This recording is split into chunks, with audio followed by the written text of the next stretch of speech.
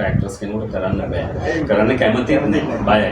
තරින්දි නයා මෙහෙම තියන මෙහෙම ඉඳගෙන කතා කර කර ඉන්න අයත් එක. කිසිහාන සමහරව විශ්වාස කරලා තියෙනවා මේ ඇත්තටම මෙහෙම කෙනෙක් කියලා. ඒක තමයි මේ මෙයාගේ පෙනුම අර දතක් මේවා වෙලා තියෙන. දැන් මීටර් 100ක් විතර එයාට අර කාන්තිගේ එයාගේ ගෙදර ගේට්ටුව ගාවින් ඇවිල්ලා අර කොම්බෝ හැර බංකේ වාඩි වෙන්න තියෙනවා. එයාට පේන්නේ නැහැ. ඉතින් අල්ලගෙන යන්නේ. එකපාරක් එයාව අල්ලගෙන ගේට්ටුව ගාවින් එක්කන් ආවා. ඇත්තටම දැන් තෙත්තලා තියෙන්නේ. වියලි තෙත්තලා තියෙන්නේ. මොකද මේ ඔය නම මම දාපු නම. පළවෙනි දැන් ෂූටින් පටන් ගත්ත පළවෙනි දවසේ ෂූටින් පැක් කරන්න උනා. කැමරාව වැඩ කරනකොට කැමරාව ලොක් වෙන්න පටන් පළවෙනි ෂොට් එක මෑකතර ගන්න තිබ්බ ෂොට් එක ගන්න බැරි වුණා. දැන් ඇඬුවා කියලා පැත්තකට ගිහලා. ඔව් ඇත්තට මම ඉතින් ඇඬුවා. මේ අඬලා ඇඬුවාම ඉතින් මගේ ඇත්තට මගේ ක්‍රූ එක මගේ සනත් මුර්සියා ඉලා නිවි මොකද කැමරා ඇසිස්ටන්ට් කම්පියස් වුණා ඒ වෙලාවේ මේ මොකද සිද්ධ වුණා හිතාගන්න දවුදේට කෑවේ නෑ අර එක තැනක කළුවගේ පැලගාව තියෙනවා ගස් ගහක මෙහෙම කනවා කියලා මෙහෙම එකක් බැඳලා තියෙනවා ඒකේ තමයි පිහිය මොල් කියන්නේ මම ඒව අත්දැකලා තියෙනවා දැකන දේවල් වැලි ටිකක් ඒකට මෙහෙම දාලා පිහිය කැමරාව මට එන්නේ ફોකස් වෙන්නේ එතකන් කවුරුත් දන්නේ නැහැ මාව. මුල් ප්‍රේම වල නෑ වෙන අයට තමයි කැමරා මානගෙන හිටියේ වෙන අනිත් ඩිරෙක්ටර්ස්ලා තුන් දෙනා තමයි කැමරා මානගෙන හිටියේ. ඔව්. ඉතින් 4 කිලෝ 4ක් තියෙනවා. ඇත්තටම බරයි සම්මාන. මේ දා දවසේ ඔක උස්සගෙන ඉඳලා මගේ මේ අතේ මාර කැක්කමක් කරනවා පැය ගානක් උස්සයින්. මමත් ඔය වගේ සම්මාන කීපයක් බර බාන තියෙනවා. ඉතින් ඒ නිසා මේ කිසිම බාධාවක් කරේ නෑ මගේ නිර්මාණය ඇතුලේ යා. එයා මට මේ ළඟදී කියනවා මේ මම බලාපොරොත්තු වෙච්ච ලොකුම දේ ඔයාට ඒක සාම්බ වුණා. මම මෙච්චර ඉක්මනට ඒක හම්බ වෙයි කියලා හිතුවෙත් නෑ.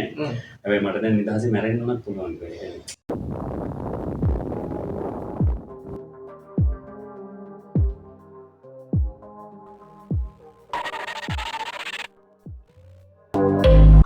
ඉතින් ආයිබෝවන් අද මගෙත් එක්ක ඉන්නවා දක්ෂ කලාකරුවෙක්. ඔහු ගැන මම මෙහෙම කියන්නම්. දුෂ්කර ගමකින් කොළඹට ඇවිල්ලා ටෙලි නාට්‍ය ශාස්ත්‍රයේ වසර 20කට වැඩිය ඉඳලා අද මේ වෙනකොට රයිකම් ටෙලි සම්මාන උළෙලේ විශිෂ්ටතම අධ්‍යක්ෂකවරයා ලෙස පත් වෙච්ච කලාකරුවා. ඒ තමයි චන්දන ඉරුවල් බණ්ඩාර. අයිබෝන්. ඉතින් මේ දවස්වල ටිකක් බිසි ඇති. ඔව්. දැන් මේ ප්‍රෝග්‍රෑම් වල කතා කරනවා. ඔය ඇත්තටම මේ රයිගම් සම්මානය ගත්තත් එක්ක ඇත්තටම කාර්යබහුලනවා කියන්නේ මම පළවෙනි දවස් 3-4 කෝල් එනවා මට ගෙදර දරුවොත් එක්ක කතා කරන්න ටයිම් නැහැ ඇත්තටම මෙච්චර කෝල් සමහර කෝල් මිස් වෙනවා ඉවර යන්නේ නැතුව මම ඊට පස්සේ ඉතින් ඒගොල්ලන් මොකද ආයෙ කෝල් කරනවා ඉතින් ඒක මොකද හැමෝම ප්‍රේක්ෂකයෝ කතා කරන්නේ මට ආදරෙන් ඉඳලා ඒක නිසා ඇත්තටම මේ පහුගිය මේ සතිය පුරාටම එක ප්‍රෝග්‍රෑම් ඊයේත් තිබුණා අද තමයි අවුරුද්දට කලින් තියෙන අන්තිම ප්‍රෝග්‍රෑම් එක. ඉතින් මුලින්ම කරන්නේ මේ සම්මානේ හම්බුනේ ටෙලි නාට්‍ය ගැන පොඩ්ඩක් කතා කරන්න මුලින්ම අපි ඒක ගැන කතා කරන්න වෙන විශේෂත්වය. ඔව් මගේ ටෙලි නාට්‍ය වියලි කියන්නේ අත්‍තරම ශාන්ති දිසානායකක් වගේ දඩමංගල කියන නවකතාවෙන් වියලි කියලා අපි ප්‍රතිනිර්මාණය කරපු තිරපිටපත. ඉතින් ඒකේ ගැප් වෙලා තියෙන දුෂ්කර අනුරාධපුරයේ දුෂ්කර ගමක මිනිස්සුන්ගේ කතාවක්.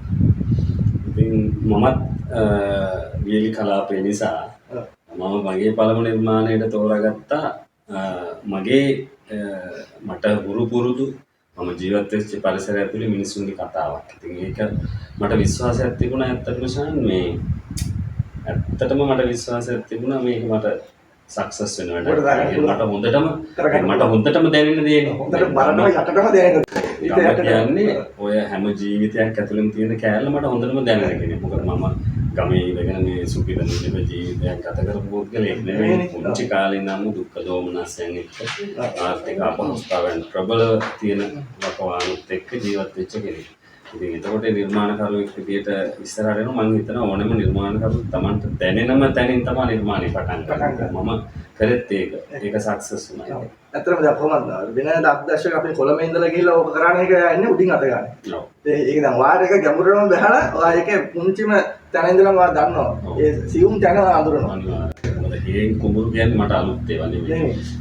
මම පුංචි කාලේ ඉඳන්ම අවුරුදු 20 3ක් 24ක් වෙනකම් මම ගේම් වල වැඩ කරලා තියෙනවා කුඹුර වල වැඩ කරලා හැම පැත්තෙම ඒ වල උදුළු වල කොටන තැන වල උදුළු ගන්න තැන ඉඳලා වලදාව නෙලන් තැනක මම වැඩ කරලා තියෙනවා අපි ගේම් වල අපි කුඹුර වල එහෙම තමයි ඕන එකක් ඕනේ මට ඕන එකකට එතකොට අපි කියමු දැන් මේකේ සම්මාන කීයක් කමදාට එන්නේ මේක සම්මාන 13කට නොමිනේට් වුණා නොමිනේට් වෙලා සම්මාන නොමිනේට් වෙච්ච වගේ සම්මාන 6ක් හම්බුණා ජූරිය විශේෂ සම්මානයක් හම්බුණා තව එතකොට සම්මාන 7ක් හම්බුණා ඒතර විශේෂයෙන් කියනවා මේක රඟපාපු නළුලියෝ කියන්නේ ඒක ඔබ ඔවුන්ගේ ස්ප්‍රිට් එකම ගත්තා. ඒක තමයි මේ දෙන්නාට මෙච්චර ජනප්‍රිය වෙන්න.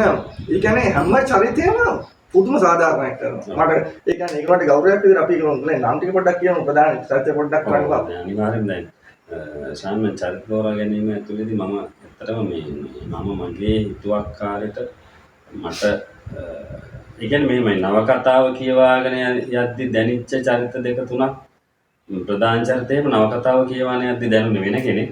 තිරපිටපතට එනකොට දැනුනේ වෙන කෙනෙක්.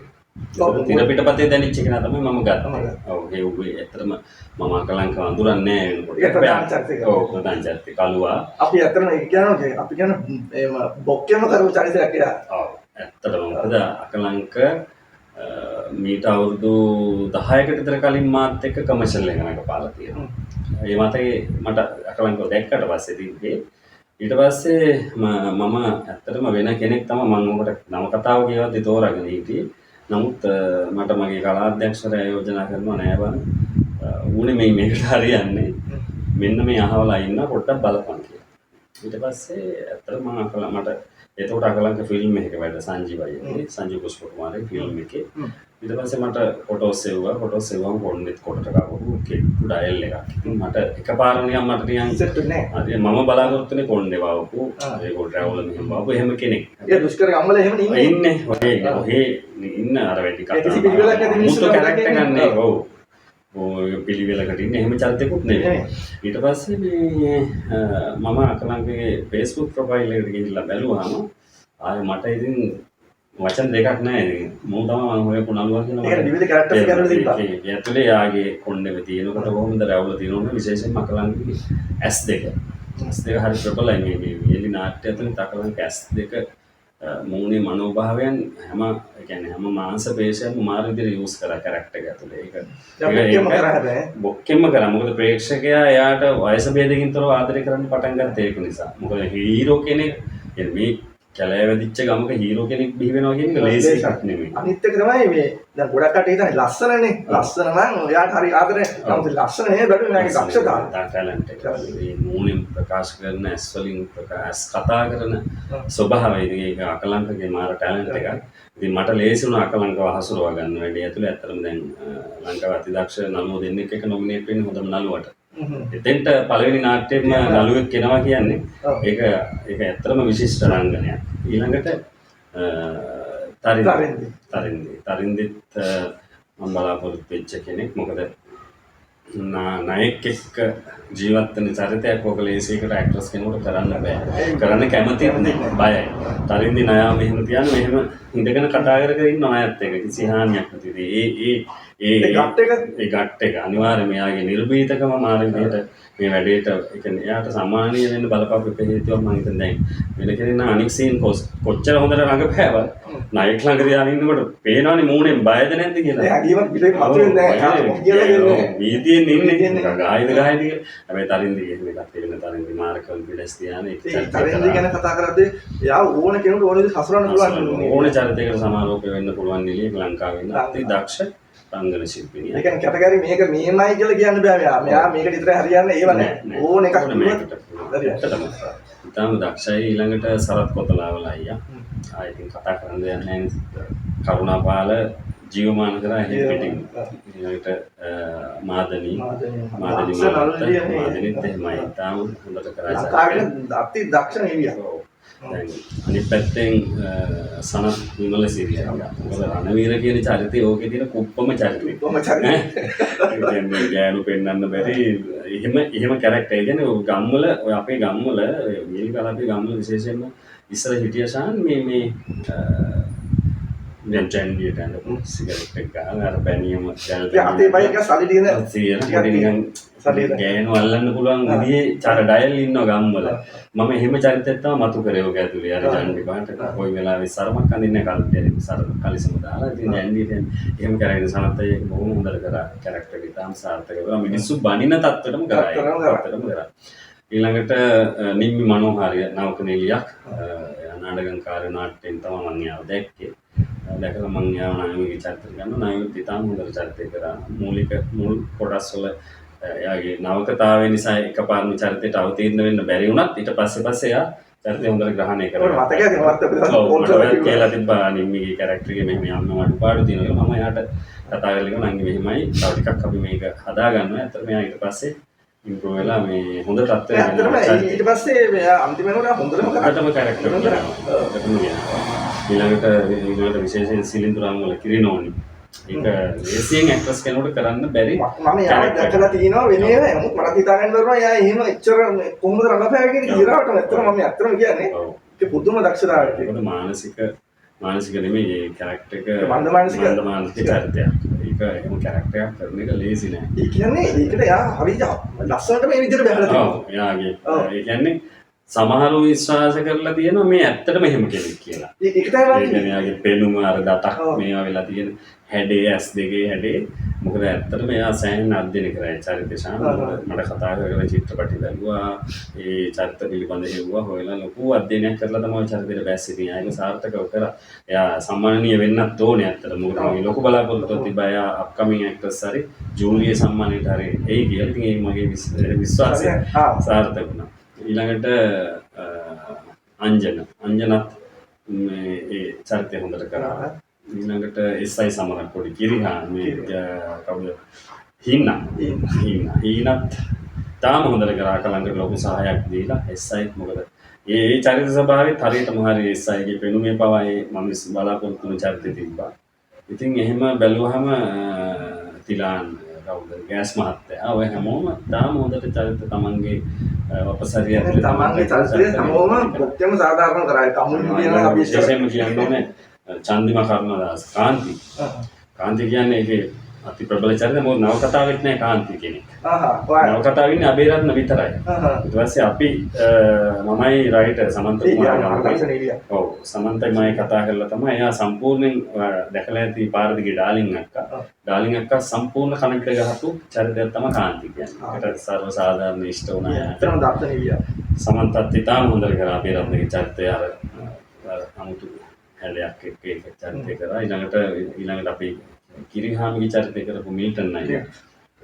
මම කියනකොට දැන් යාගේ ඇස් දෙක පවා පොඩ්ඩක් දුර පේනකොට හරි අඩුයි. ඔව් ඇත්තටම මේ මගේ නාට්‍යයේදී මිල්ටන්ට පේන්නේ නැහැ. පේන්නේ ලංකාවේ ඉන්න විශිෂ්ටම කලාධ්‍යක්ෂ හිටපු මරකවුතක එකක වැඩ කරන්න හම්බෙලා තියෙනවා. දැන් මීටර් 100ක් විතර එයාට අර කාන්තිගේ එයාගේ ගෙදර ගේට්ටුව ගාවින් ඇවිල්ලා අර කොහොම හැර බංකේ වාඩි වෙන්න තියෙනවා. එයාට පේන්නේ නැහැ. ඉතින් අල්ලගෙන යන්නේ. එකපාරක් එයාව අල්ලගෙන ගේට්ටුව ගාවින් එක්කන් ආවා එතෙන්ට. එක්කන් ඇවිල්ලා ආපහු කියන ගානට ඇවිල්ලා ඒ සෙන්ස් එක. නැස් නොපෙනුන සෙන්ස් එකක් තියෙනවා. මම ඔහුගේ ඉන්ටර්වියුවට දෙන පුදුම මතකයක් තියෙනවා ඒක. ඔව් ඒ කියන්නේ මෙහෙම ගිහිල්ලා මෙන්න මේ පියවර ගානේ හැරෙන්න ඕනේ කියන එක තමයි මතකයි. එහෙම තමයි එයා අර කර්ව් එකට ඇවිල්ලා ගානට අතන බංකුයි වාඩි වුණේ. එච්චර ඒ කියන්නේ මේ රංගන ශිල්පියෙක්ගේ තියෙන පරිපූර්ණත්වය සෙන්ස් එක. ඔව්.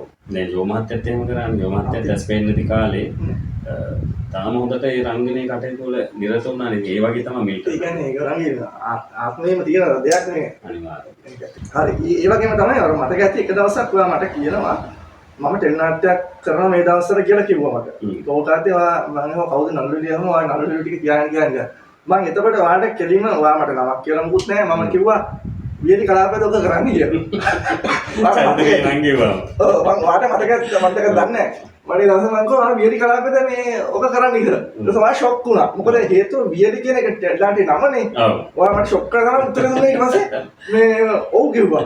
එහෙම කියලා කිව්වා. මොකද මම ඔයාලේ චරිත තෝරගන්නදිම මම මේ චරිත දැක්කම මට තේරුණා මේක වගේ කතාවක් වෙන්න ඕනේ කියලා. එහෙම කියලා. ඇත්තට මේක හරි. මේ මං කිය මට දැනෙන දේ තමයි මම ඉස්සෙල්ලම ප්‍රේක්ෂකයට කියනවා. මම එකපාරම කොළඹට බැස්සා. මම කොළඹත් අවුරුදු 15ක් විතර කොළඹ ගෙන්දගම් පොළොවේ කට්ට කාපු මිනිස්සෙක්. හැබැයි ඊට වඩා මගේ ජීවන අත්දැකීම් තියෙනවා මගේ ගමේ. එතකොට මම විශ්වාස කරා නෑ. මේක තමයි මම කරන්න ඕනේ පළවෙනි වෙන්නේ. මේ අනිත් එක දැන් වියලි කියන නම ඔයාගේ ජීවිතේට දැන් කොහොමද බලපාන්නේ? ඒක ඇත්තටම දැන් තෙත්ලා තියෙන්නේ. වියලි තෙත්ලා තියෙන්නේ. මොකද මේ ඔය නම මම දාපු නමක්. හරිද? මොකද දඩමංකඩේ නවකතාවේ නම මට දඩමංකඩ කිව්වට මට ඇත්තටම මම මෙහෙමයි දැන් දඩමංකඩට කලින් මම මගේ වෙන සිනොප්සිස් ටිකක් තිබ්බා. ඒත් ඔය වගේම වියලි පරිසරයක ගොඩනගපු කතාවක් තිබ්බා. ඒකට ලොකේෂනුත් බැලුවා මම. ආයේ තුසිත ලක්නාතු ගිහිල්ලා. තුසිත තමයි ලියන්නේ කිව්වේ. ඊට පස්සේ ඕකට දාලා තිබ්බේ වෙන නමක්. ඊට පස්සේ මම ඕක නෑ මේකට අපි මේ වගේ නමක් කියලා මම වියලි කියන නම සිලෙක්ට් කරගෙන හිටියා. ඒ ඉන්නකොට ඒ තුසිත රට ගියා අපිට වැඩේ කරන්න බැරුණා. ඊට පස්සේ තමයි මම දඩමංකඩ තෝරාගෙන එනකොට මට හිතුණා මේ කතන්දරේට මම වියලි කියලා නම දානවා කියලා. හරිද? එතකොට මේ මම මගේ ගයාරම් ඇල්විස් මගේ ආදරණීය මගේ ජීවිතය වගේ ගය අයියා. ඉතින් ගය අයියාට මම කිව්වා ගය අයියා මේකේ නම මම වියලි කියලා දාන්න මට චොක්ටම් මේක හොඳද කියලා බලලා දෙන්න කියලා. ඊට පස්සේ ගය අයියා බලලා කිව්වා මේක ඉතාම හොඳයි මේ නම මේක දාන්න කියලා. දැන් ඒක වාගේ ජීවිත සම්පූර්ණ වෙනස් කරා. ඔව් පැහැදිලිවම මම අවුරුදු ශේෂ්ත්‍රයට එන්නේ 1996 උසස් පෙළ ලියලා 97 තමයි මම ශේෂ්ත්‍රයට එන්නේ. පොල්ගහවල නිර්මාණ සිනමා සංස්කෘතික පරිසරය හරහා. එතන මගේ ගුරුවරු වෙන්නේ දිනදාස ගමගේ ජයගාන රෝහණ ෂෙල්ටන් පායගල සර් කට්ටිය. එහෙම එතනින් පටන් අරගෙන මම ටෙලිනාට්‍ය ශේෂ්ත්‍රයට සම්බන්ධ වෙන්නේ 2004 නාලන් වෙනිස් මහත්තයා. එතන නම් අවුරුදු 20ක් මම සහායධ්‍යක්ෂයෙක් විදිහට වැඩ කරනවා. එතකොට ওই කාල පරාසය ඇතුලේ මම නළුවෙක් වෙන්න තමයි ශේෂ්ත්‍රයට එන්නේ. හැබැයි පස්සේ කාලීනව කොළඹ ඇවිල්ලා ජීවත් වෙන්න ඕන නිසා තෝරගන්න සහායධ්‍යක්ෂනේ ජොබ් එක. ඒක කරන්න බෑ කොළඹ බෑනේ. ඔව්. ඒක ඇත්තටම අහඹ ලෙස සිද්ධ වෙච්ච දෙයක්. ඔය දෙවල් සහායධ්‍යක්ෂරයගෙන ජොබ් එකට යන්න හම්බෙන්නේ අහඹ ලෙස. වේදිකා නාට්‍යයක වැඩ කර ඉන්නකොට සුසංග කාන්දෝල ආරච්චි කියනවා මල්ලි මේ වැඩක් තියෙනවා නාලන් මෙන්ඩිස් මහත්තයාගේ මම ෆස්ට් එඩ් කරනවා ඔබ එනවාද මාත් එක්ක වැඩ කරන්න කියලා. ඌ දන්නෙත් නෑ මම වැඩ කරලා තියෙනවද නැද්ද කියලා. මොකක් හරි මාව වදින්නේ නැති පොරට. ඊට පස්සේ මම අහා එන්නම් කියලා. ඒ පටන් ගත්ත තැන තමයි. ඒ පටන් ගත්ත තැන ලංකාවේ ඉන්න බොහෝ දක්ෂ අතිශය දක්ෂ අධ්‍යක්ෂකවරු වැඩ කරේ. මේක නාට්‍ය කරලා නෑ ඇසිස් කරලා නෑ. ඉතින් ඒ අත්දැකීම් එක මම පහුකාලිනව තීරණය කරා මම නෑ මම ඩිරෙක්ටර් කෙනෙක් වෙනවා කවදා හරි රංගන ශිල්පියෙක් එක්කම. ඔයා දැන් අධ්‍යක්ෂකවරයෙක් වෙනවා. හැබැයි වගේ අතුලේ දක්ෂ නළුවෙකුත් ඉන්නවනේ. ඔව් ඒ නළුවා නැති වෙයිද? මෙහෙමයි. නළුවා නැති වෙන්නේ. මොකද මේ දැන් ඊට සම්මානේ අරගෙන පල්ලෙහාට දැස්සහම මට කීප දෙනෙක් කිව්වා ඔබ ඩිරෙක්ටර් වුණාට කමන්නේ නැහැ. උඹ ඇතුලේ ඉන්න නළුවා මරලා දාන්න එපා කියලා. සහන් රාමුල කිව්වා මට විශ් කළා මම බදන්ක ඉන්නවා. උඹ ඇතුලේ පට්ට රාමුවෙක් ඉන්නවා. ඌව දිගට ගෙනියන්න ඕනේ උඹ ඒක නැති කරගන්න එපා කියලා මම කියන්නේ. ඒක අනිවාර්යෙන්ම කන්ටිනියු කරනවා. මොකද මම අනික මේක නිසා දැන් මට හැමදාම ඩිරෙක්ට් කරන්න වැඩ නැති වෙයි. එක දිගට එකක් කියනකොට එකක් එහෙම අපි නිර්මාණ කරන්නේ නැහැ. එහෙම නිර්මාණ කරන්නත් බෑනේ. එකක් කියනකොට එකක් එහෙම අපබානවා වගේ. එතකොට ඔය හිස්තැන් වැඩක් වෙන්නේ නැහැ. ඔය හිස්තැන් අපසාරිය ඇතුලේ රංගපාන වැඩි කරන්න ඕනේ. ඒක මොකද ඒක මට රංගපාන වැඩිත් මට තාකට්ටයක් තියෙනවා.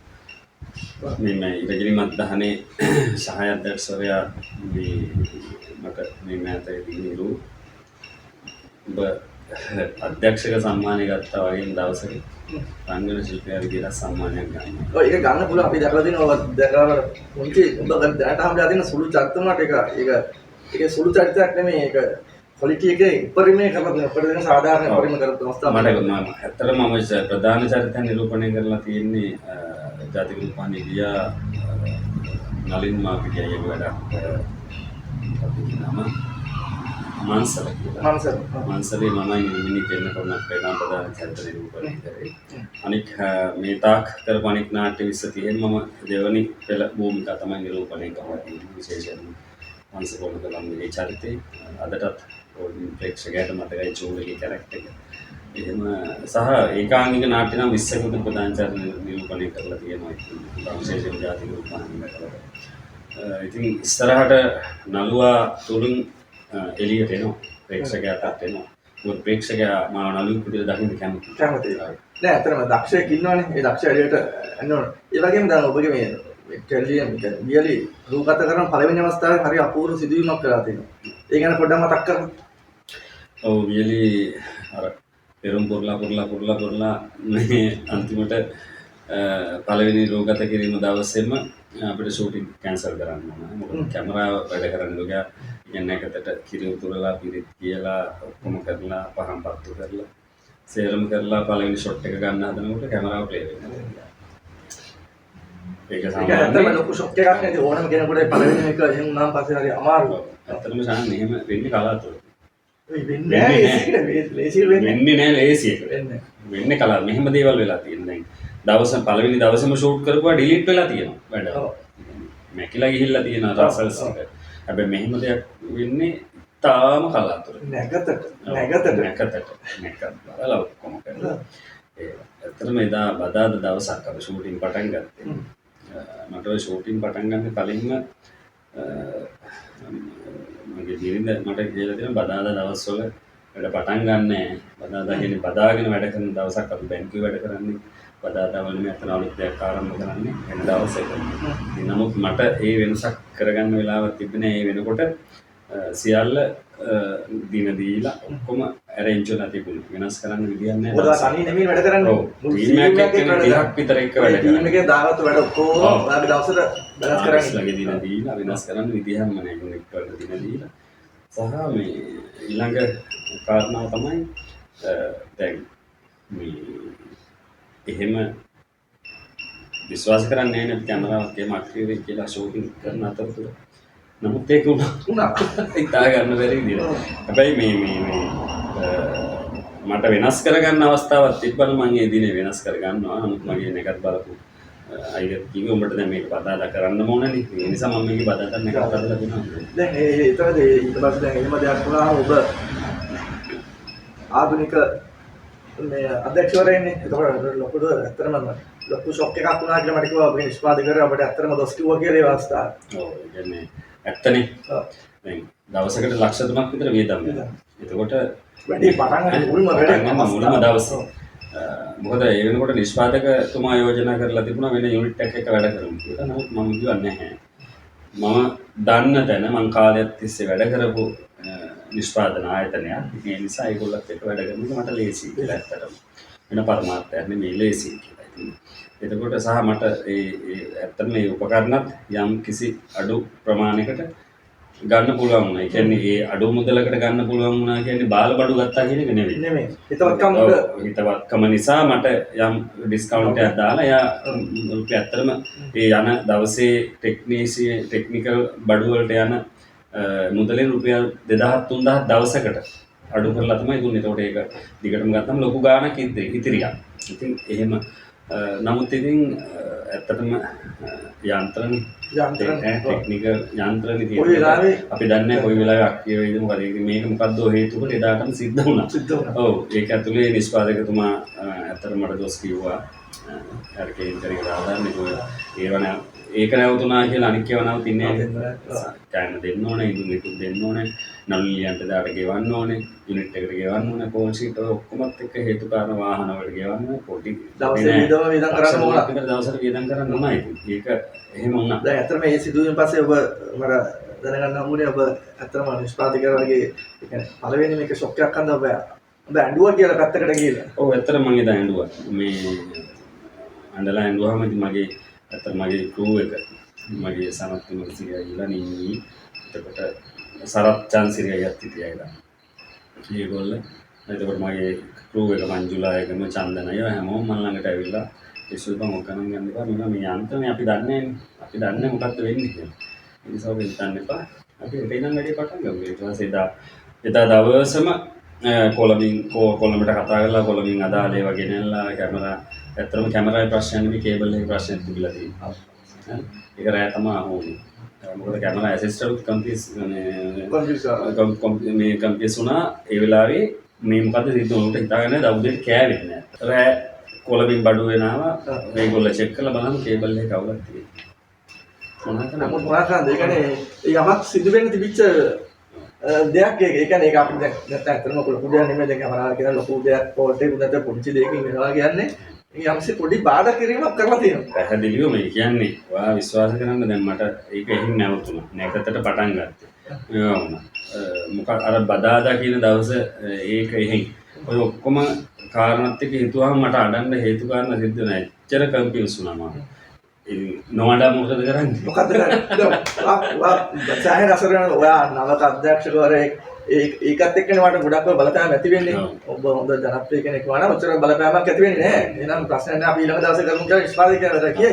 නමුත් අර ඔබ ආධුනිකයෙක් නිසා ඔබට දැන් ඒකට උනම මේක ලොකු ෂොක් එකක් තියන තමයි මුළු කතාවම කියන්නේ. දැන් මේ කතාව ජයග්‍රහණය කරලා යුතුමයි ඊට පස්සේ. ඔව් ඇත්තටම මෙහෙම එකක් දැන් මම දැන් මට එච්චර එහෙම ප්‍රශ්නයක් ආවත් ඊට පහුවෙන්දා ඉඳලා මම පට්ට නෝම කියන්නේ පට්ට නෝම මගේ රූප ඔය දකින්න ඇතිනේ ඔය නාගට බලපු කෙනෙක් නාට්‍යයේ රූපනාම මග නොහැර ඔය එක රූප රාමුවට මං හානියක් වෙන්න දීලා නැහැ කිසිම තැනක ඒ ප්‍රශ්න කෝටියක් ආවා වැඩේ ඉවර වෙනකොට ඉවර වෙන තැනට එනකම් හැබැයි එකදු තැනකවත් මම රූප රාමුවේ කතා කරන දෙයට හානියක් වෙන්න දුන්නේ නැහැ. ඔව් ඒකත් එහෙමයි දැන් මමත් ඒ දවස්වල මගෙත් එක්ක කතා කරනකොට මම කියනවා මේ හොඳයි ටිකයි කරලා අපි ඒක නවත්තන්න කියලා. ඉතින් ඇත්තටම පහුගලා දැන් කතා ඉවරන පස්සේ ආවි කොටස් 10ක 15ක් තිබ්බනම් හොඳයි කියන එක මේ මට දැනෙන්නේ. මේ මොකද කිව්වේ දැන් ඒ වගේ දෙයක් වට මොකද දැනන්නේ ඒක. ඔව් දැන් කොහොමද මම කොටස් 50න් නාට්‍ය ඉවර කරන්න හිටියේ. 50න් ඉවර කරන්න හිටියේ නමුත් අපි රෝගත සිරිම සහ එඩිට් එකේදී කොටස් 55ක් කැපුණා. මේ කොටස් 55 කැපුත් ඇත්තටම තව කොටස් 5ක් විතර කපන්න තියෙද්දි කොටස් 60ක් කපන්න තිබ්බා. හැබැයි මට එහෙම අදින්න ඕන නැහැ. දැන් මෙහෙම අපි රූපහානිදියා බලාගෙන මෙහෙම ඉන්නකොට මේ ප්‍රේම් එක දැන් ඉවරුණා නම් හොඳයි කියනකොට මම කපලා තියෙනවා. කිසි කෙනෙකුට මේක මෙච්චර වැඩි කියලා ඒ ගොඩක් එපා වෙන එකක් තිබ්බේ නැහැ. කිසිම ප්‍රේම එකක් එහෙම තියලා නැහැ. එහෙම තියලම නැහැ. දැන් මේ ඉපෙරද මට කවුරු හරි එක්කෙනෙක් කතා කරා මේ ඉරුගල් අපි මෙහෙම බලාගෙන ඉන්නවා දැන් මට හිතෙනවා මෙන්න මේ ෂොට් එක දැන් හොඳටම ඇති කියනකොට කපලා කියලා. ඔව් ඒක මගේ සයිඩ් මගේ සංස්කරණ ශිල්පියාගේ දක්ෂතාවය විශේෂයෙන්ම මොකද සංස්කරණ શિલ્පියා කියන්නේ නිර්මාණයක දෙවන අධ්‍යක්ෂකවරයා වගේ. එයාට තමයි දෙවනියටම සම්පූර්ණයෙන්ම නිර්මාණය පේන්නේ. ඔළුවක් තියෙනවා නේ. ඒ කියන්නේ හොඳ අවබෝධයක් තියෙනවා මේ කතාව ගැන. පැහැදිලි මති දක්ෂයෙක් වෙන්න ඕනේ. ඉතින් ඒක විතර නෙමෙයි. දැන් මම ඕකේ දැකපු මම දැන් ෆොටෝග්‍රැෆි කරන කෙනෙක් විදිහට ඒ කැමරා අරන්ගත්තු ඇන්ගල් ෆ්‍රේම්ස් කියන්නේ මාර මම යාට කියලා දෙනවා මාර ෂොට් කියලා. නමුත් ඒකට ඒ වගේ ෂොට් ගන්න ඔබට අවශ්‍ය දෙන්නේ කැමරා ශිල්පියා කරන්නේ. වාගේ අදහස දුන්නාම ඔහු කරනවා. ඇත්තටම ඔහු දක්ෂ කැමරා ශිල්පියෙක් වට හම්බෙලා තියෙනවා. අනිවාර්යයෙන් චන්දන ජයසිරි කියන්නේ ලංකාවේ අති දක්ෂ කැමරා ශිල්පියෙක්. සම්මානීය කැමරා ශිල්පියෙක්. කැමරාව හදවත වගේ ඒ කියන්නේ ඒක වැඩක් නේ කියන්නේ දැම්මා ප්‍රේම් එක.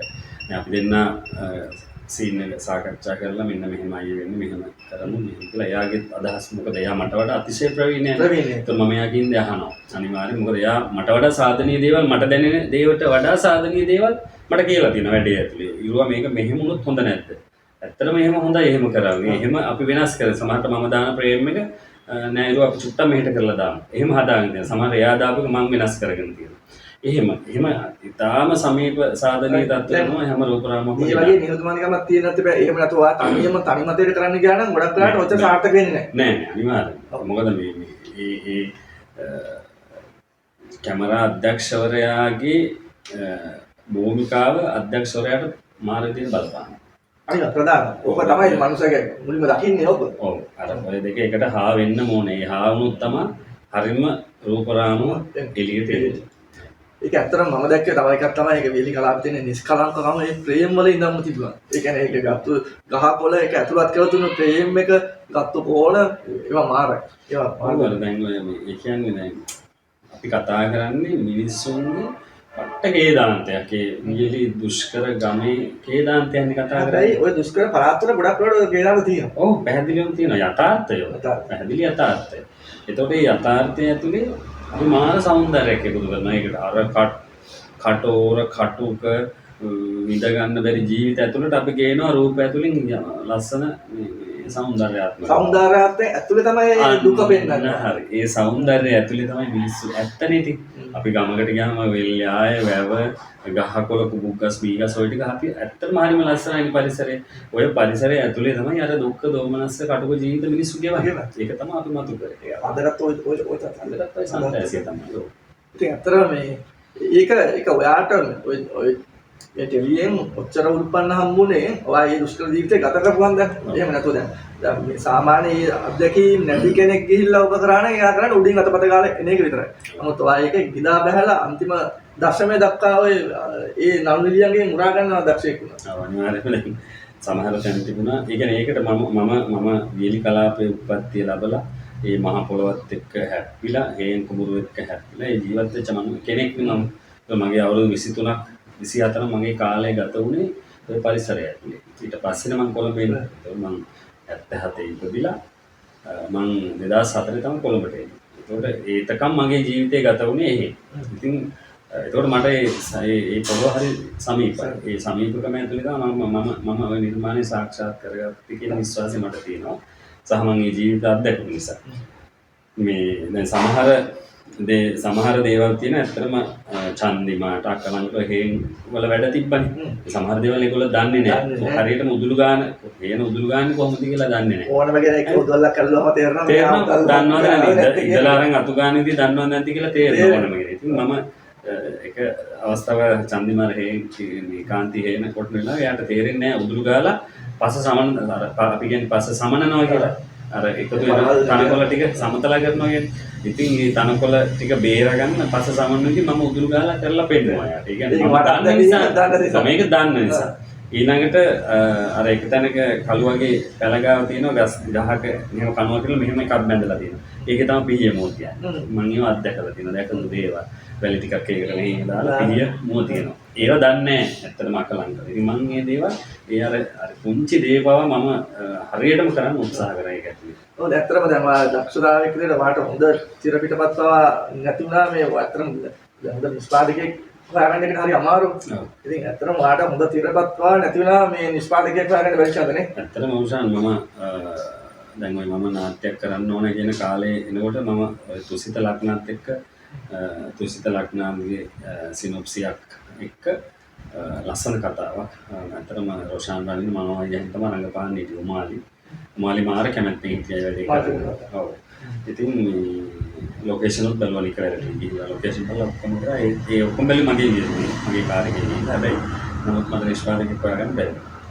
ඊට පස්සේ අතට එනවා අමුතු දොස්තර පිටපත්. අමුතු දොස්තර ගැන හරි. තාම හොඳ කතාවක් ඒක. මම ඔය කෝර්ලගේ සමන් වගේ හොඳ මිත්‍රයෙක්. මම සමන් දිග මචං මෙහෙම වැඩක් කරන්න ආසයි. මොකද්ද දෙන්නේ? ඊට පස්සේ ඔන්න මට එව්වා ඒක. අමුතු දොස්තර මාර ලස්සන වැඩක්. හරි ලස්සන කතාවක් ඒක. ඒව ප්‍රොඩියුසර්ලා හොයාගන්න බැරි වුණා. ඊට පස්සේ පසු කාලීනව මට සමන් කිව්වා. එතකොට මම මගේ වැඩේ පටන් ගන්නවා. අලුත් වැඩේ වියලි පටන් ගන්නවා ෂෝ එක. සමන් කිව්වා මචං ඉරුවා මේ මට මේ ප්‍රොඩියුසර් කෙනෙක් හම්බුණා මම මේක කරලා. ඇත්තටම මම මාර සතුටුයි. මොකද ඒක අපරාධේ ඒක මැරිලා ගියා නම් අපරාධේ. ඒක එළියට එන්නේ නිර්මාණයක්. ඉතින් ඒක එළියට සමන් ගෙනාවා. ඒ කියන්නේ මට මාර සතුටුයි. හැබැයි ඒක ඔබට හම්බුණා මේ වෙලාවේ ඒක වටිනාකම වල කියලා නිම කරන්න හම්බෙන්නේ නැහැ. ඔව් වෙන ශානරයක් නේද? ඔය වියලි එක ශානරයක් මේක එක ශානරයක්. මේක ටිකක් ෆෝවර්ඩ් වැඩි මේක රිදම් මේක රිදම් දෙකක්. ඉතින් ඇත්තටම අධ්‍යක්ෂකයෙක් විදියට මට ඒ හොඳ අභියෝගයක් ඒ දෙකම කරන්න තිබුණා. ඔය ඔව් ඒ දෙකේම තියෙන්නේ මිනිස්සුන්ගේ හදවතට මේ යන චරිත තමයි ඒවා තියෙන්නේ. ඒක අමතක නොවෙන්න අපි දැන් නිතර දකින්න වෙනාට වල මතක නැහැ නේද මේක මාස ඔය කතා කරච්චිය මාසයි දෙකයි ඊට පස්සේ ඒක අපිට මතක නැහැ. අපි තාම දල්බස් නාමානේ කිව්වොත් අපිට තාම මතකයි. ඉතින් ඒ පුංචි කාලේ අපි සුසීමා කියලා දෙන්නාට කිව්වොත් අපි තාම මේ සින්දු වලට ආසයි. එහෙම එකක් තියෙනවනේ.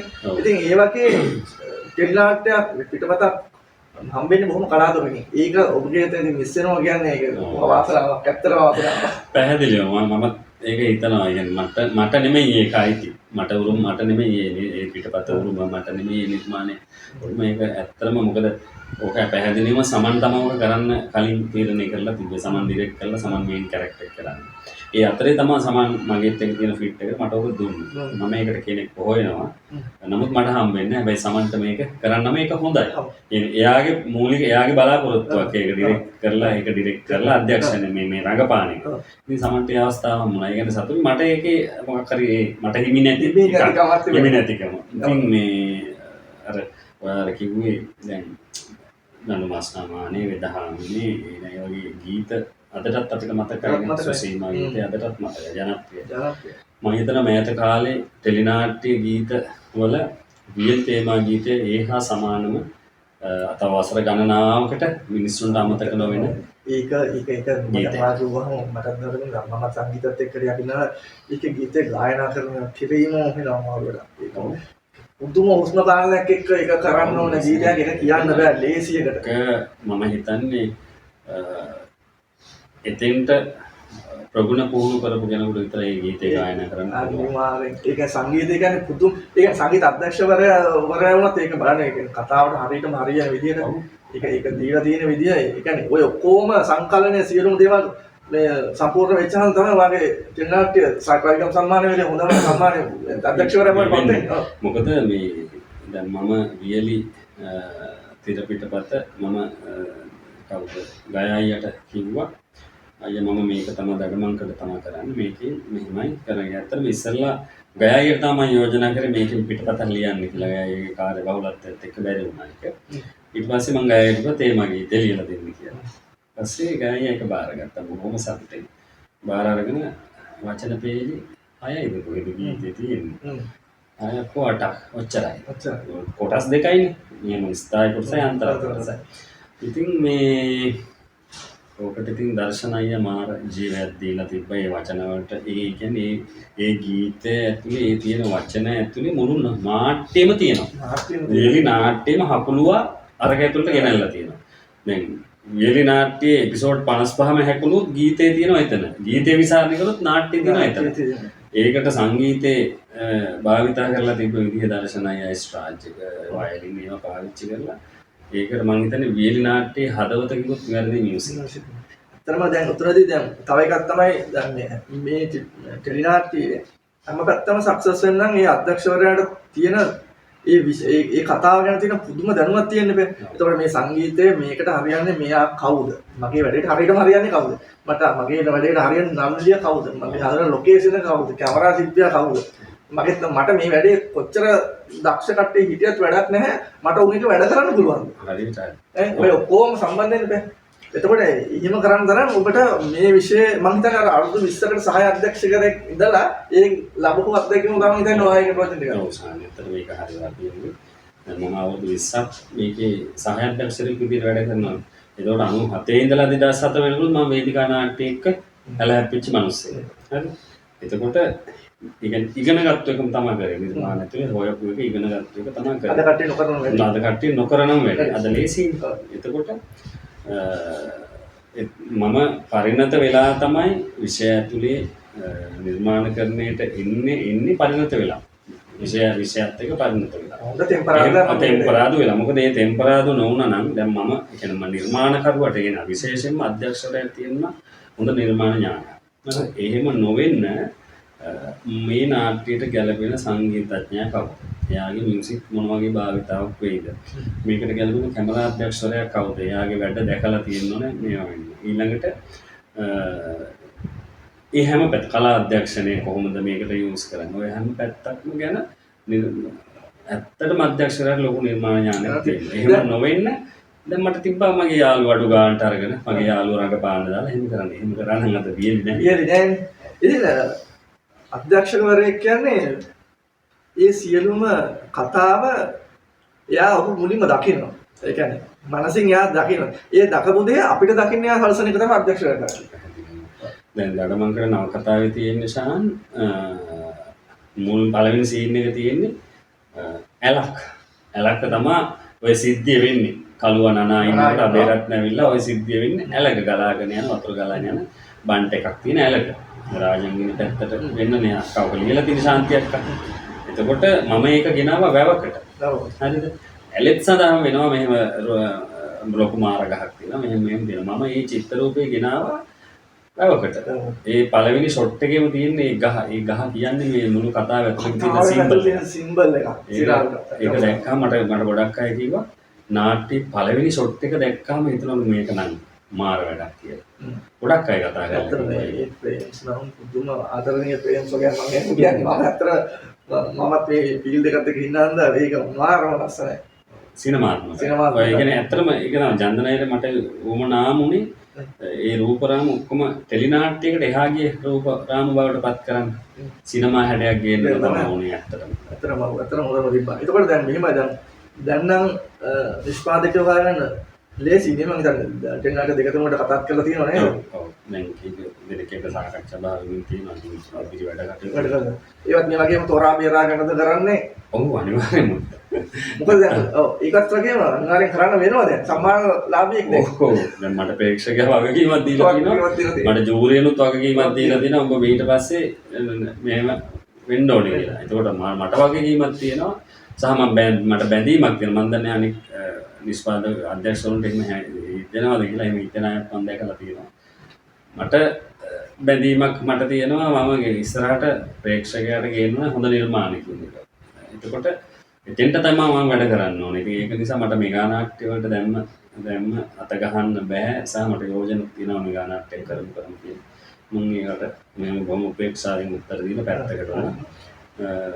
මගේ අභිලාෂය ඇත්තන අපේක්ෂාව තියෙනම ඉස්සරහට නිර්මාණ කිරීමේ අපේක්ෂාව තමයි තියෙන්නේ. මොකද අපි එහෙම නැතුව මේ කලාව පවතින්නේ නැහැ. අපි කවුරු හරි මේ ජෙනරේෂන් එක ඇතුලේ ඒක බැලන්ස් කරගෙන යන්න ඕනේ. දැන් අද්දේ තියෙන දැන් අපි ටෙලි නාට්‍යයක් දැක්කා සින්දුවක් දැක්කත් මේ කිසිම අර ගැඹුරක් නැති දෙයක් තමයි තියෙන්නේ. ඊට පස්සේ මේ දකින්න අලුත් ජෙනරේෂන් විතර මේක තමයි ටෙලි නාට්‍ය. මේක තමයි ගීත. ඊළඟට ඒගොල්ලන්ගේ ඉස්සරහට එන්නේ ඔන්න ඕක. ඉතින් එතකොට ඒක ලොකු විනාශයක්. දැන් ඇත්තටම දැන් ඔය කියන කාරණාවට මම කියන්නේ ඒ විනාශය සිද්ධ වෙන්නේ ඒ කියන්නේ මුදල මූලික වෙලා ප්‍රධාන මූලික මුදල කරන වයනද කියන්න ගන්න පුළුවන් මේකේ ලාභය කොච්චර ගන්න පුළුවන්. ඔව් දැන් වියලි නාට්‍ය ඔයා දන්නවද මේ වෙනකොට විශ්වවිද්‍යාලවල සංගීත විෂය ඇතුලේ භාවිතා වෙනවා. එතකොට ඉස්කෝලාවල සංගීත ටීචර්ස්ලා දැන් වියලි සංගීතය උගන්වනවා. හරිද?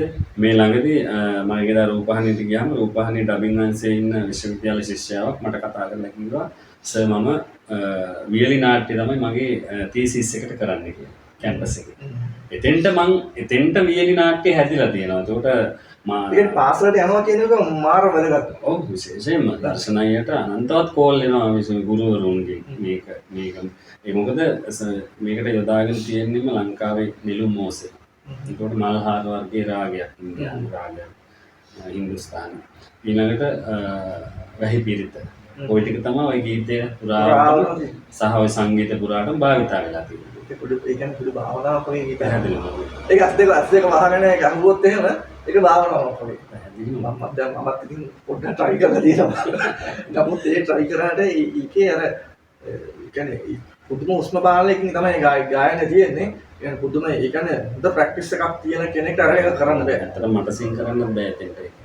බෑ ඒක මමත් try කරලා තියෙනවා. මොකද ඒක පුදුම ප්‍රැක්ටිස් එකක් තියෙනවනේ ඒ තරමට ගන්න. ඒ කියන්නේ ඒ වචන ලෝප් තනින් ගියත් ඒ වචන වල හරිය හිණියට ඒ ස්වභාවය හරිය කැඩෙන්නේ නැතුව ගෙනියනවා මේක. ඔය තුසිස් සින්සන් මම කියන්නේ එහෙම විශිෂ්ට ගායන ශිල්පියෙකුට තමයි එහෙම හැම ගායකයෙක්ටම බෑ ඔය සින්දු කියන්න.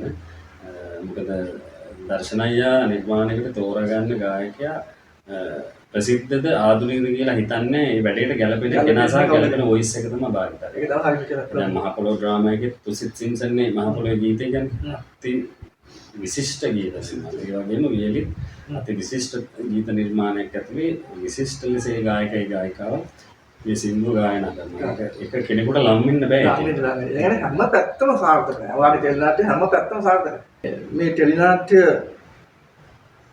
හැම අතින්ම සක්සස් වෙච්ච හන්ද තමයි ලංකාවේ ජනප්‍රියම ටෙලි නාට්‍ය වෙලා ආට හම්බ වෙනවා මේ හොඳම අධ්‍යක්ෂකවරයාට එමි සම්මානය. ඉතින් රයිගම් සම්මාන වගේ දැවැන්ත සම්මාන උළෙලක වාගේ නම කියද්දි වාට දැනුනේ මොන වගේ හැඟීමක්ද? දැන් රයිගම් එකේ කලින් නොමිනේට් එකට කතා කරානේ නොමිනේෂන් උත්සවයක් තිබුණා. ඒකෙදි මතක සැමරුමක් දුන්නා නොමිනේට් වුණා කියලා. ඉතින් එතකොට ඇත්තටම මට මාර සතුටක් හිතුණා නොමිනේට් වුණා කියන්නේ සම්මානිතයි කියන්නේ. ඒ කියන්නේ ටෙලිනාට්‍ය බහුතරයක් නාලිකා බහුතරයක විකාශ වෙච්ච ටෙලිනාට්‍ය බහුතරයකින් අවසාන බෙස්ට් ඩ්‍රාමා 4ට නොමිනේට් වුණා කියන්නේ සහ බෙස්ට් ඩිරෙක්ටර් නොමිනේට් වුණා කියන්නේ පළවෙනිම නිර්මාණය කෙනෙක්ට ජීවිතේ හිතන්නවත් බැරි තැන. ඒක පුදුම ඒකට මම හිතන මාරේ කියන පපුව පිච්චිලා යනවා වගේ නමක් කියන්නේ නැති අනිවාර්යයෙන්. ඔව්. කෙනෙක්ට හිතන්නවත් බැරි තැන නිර්මාණකරුවෙක්ට. ඉතින් පළවෙනි සම්මානනේ ඒක දැනන එක වෙනස්. පැහැදිලිවම. ඉතින් සම්මානවලදී මෙහෙම ගිහිල්ලා සම්මාන ටික මුල් සම්මාන ටික ගිලිහෙනකොට යම් තැතිගැම්මක් පපුවට තිබුණා. පපුව ගැහෙන්න පටන් ගත්තා. හැබැයි ඒ පපුව ගැහෙන එක ඇතුලේ යම් විශ්වාසිකුත් තිබුණා. නැතුව නෙමෙයි. මම ඒක මගේ ළඟ තමයි මගේ බිරිඳයි දරුවයි හිටියේ. මම සුරේටත් කිව්වා මේ නෑ එයත් කිව්වා නෑ අනිවාර්යෙන්ම මට හම්බ වෙනවා. බය වෙන්න එපා ඉන්නෝ කියලා. ඊට පස්සේ සහය නළුවයි සහය නිලියයි ආවා. දෙන්නම ආවා. හොඳම නිලියත් ආවා. එතෙන් පස්සේ මම හිතුවා නෑ අනිවාර්යෙන්ම මේක මට හම්බ වෙනවා කියලා. ඉතින් ඒකට හේතු පාඨය කියනකොට හේතු පාඨය අර උරුද කලා වෙච්ච ගමක ඇත්තම කාරණාව කිව්වොත් දැන් උතන හිටපු කැමරාමන්ලා මාව දන්නේ ඔය ඔතන රයිගම් එකේ හිටපු 99% කැමරාමන්ලා මාව දන්නේ. එළියෙන් ඒගොල්ලන්ගෙන් දාපුවා. එළියෙන් ආව කැමරාමන්ලා. එතකොට ඔතන දැන් අනික් නොමිනේට් වෙච්ච ඩිරෙක්ටර්ස්ලා කියන්නේ ඒගොල්ලන් තමයි ඒගොල්ලෝ කැමරාමාන කෙනෙක්. ඔයාලා නිකන් බලන්න දැන් රයිගම් මේවා එක විකාශ වෙනවා දැන් 16 වෙනිදා ඉඳන් සම්පූර්ණ ප්‍රෝග්‍රෑම් එකම ඩිරෙක්ටර් ගැන හේතු පාට එහෙම කියනකොට වෙන අයට තමයි මෙහෙම කැමරාව තියන්නේ. මං ගාව කවුරුත් හිටියේ නැහැ. ඔව් ඒකනේ මුලින්ම මාව පේන්නේ නැත්තේ, පෙන්වන්නේ නැත්තේ. කිසි කෙනෙක් හිටියේ මාව දන්නෙත් නැහැ. ඊට පස්සේ තමයි බෙස්ට් ඩිරෙක්ටර් කියලා මෙහෙම වෙලා මම මේ දෙන්නටත් විශ් කරලා මාව ඇවිදගෙන නැත්තම් මගදී මාව කැමරාව මට එන්නේ ફોකස් වෙන්නේ. එතකන් කවුරුත් දන්නේ නැහැ මාව. මුල් ප්‍රේම වල නෑ වෙන අයට තමයි කැමරා මානගෙන හිටියේ. වෙන අනිත් ඩිරෙක්ටර්ස්ලා තුන් දෙනා තමයි කැමරා මානගෙන හිටියේ. ඒ සම්මානය අරගෙන හරි ලස්සන කතාවක් කියන මේ සම්මානය බරයි කියලා.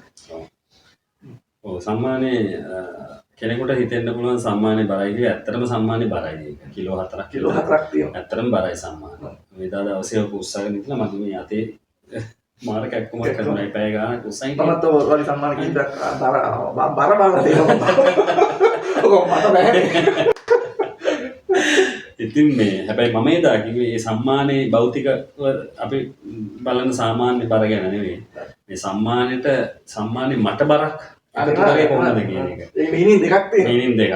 එතකොට අපි මතු පිටින් බලන මීනින් එක නෙමෙයි ඇතුළේ තියෙන මීනින් එක තමන්ගේ ප්‍රකාශ කරේ. මොකද මම සම්මානිත වෙන්න මම ජීවිතේ අවුරුදු 20 ගානක් මාර කටකට බඩගින්නේ ඉඳලා තියෙනවා.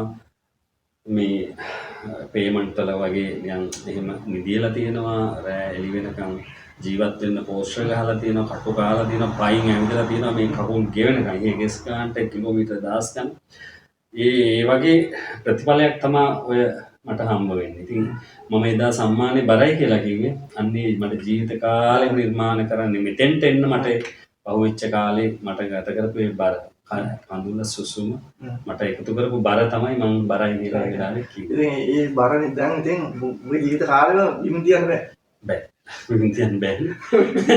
මට පුළුවන් එකම වැඩේ මේක රංගපාන එකයි අධ්‍යක්ෂණය. ඔව් මට පුළුවන් එකම දේ සහන කැවි ශිල්පියෙක් විදියට වැඩ කරන්න. ඉතින් මට වෙන ජොබ්ස් මම කැමතිත් නෑ. ඉතින් මම නිර්මාණකරුවෙක් විදියට ඉස්සරහට වැඩ කරන්න තමයි මගේ බලාපොරොත්තු සහ ප්‍රේක්ෂකයා මගෙන් බලාපොරොත්තු වෙන්නේ. ඒක. මන්ත් එක තමයි තමන් ආස දේ කරාම තමයි හොඳම නිර්මාණය හොඳම දෙයක් එළියට එන්නේ මොන විශේෂයක් හරි තමන් ආස දේ කරනවා. අනිත් පැහැදිලිව මොකද අපි අකමැති දෙයක් අපි කරන්න කැමති නෑනේ.